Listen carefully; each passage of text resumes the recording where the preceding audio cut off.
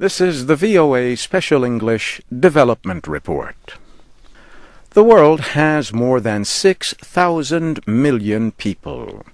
Almost half are under the age of 25. This year's World Population Day, on July 11th, dealt with the subject of young people and the problems many face. Poverty, crime, barriers to education and jobs, AIDS, the list goes on.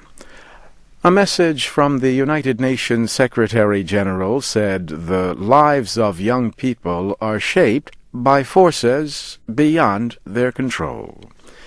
Yet today's young people also know more about the lives led by others their age around the world.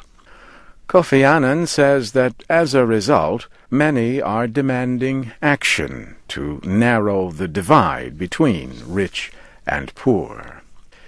He says there is a clear need to answer the calls for measures to improve the lives of all. He says information and services related to sexual and reproductive health are especially important for youth empowerment. He noted that these are often overlooked.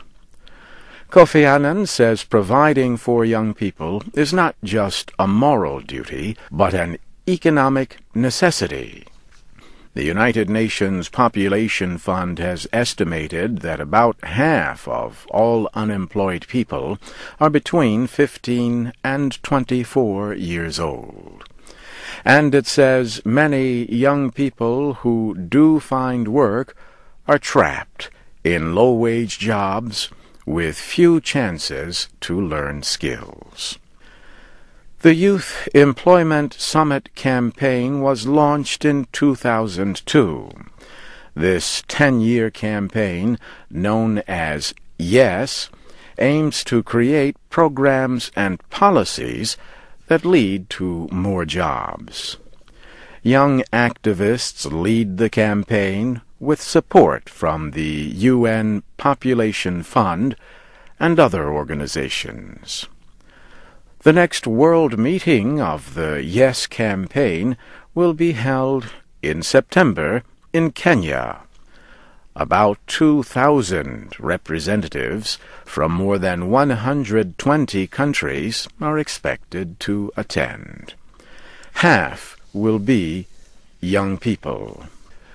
The International Labor Organization says people younger than 16 should not work. But the I.L.O. also says it recognizes this is not always possible. A family's economic survival may depend on the labor of its younger members. Still, the UN agency reported in May that child labor has decreased worldwide for the first time. The levels fell by an estimated 11% between 2000 and 2004.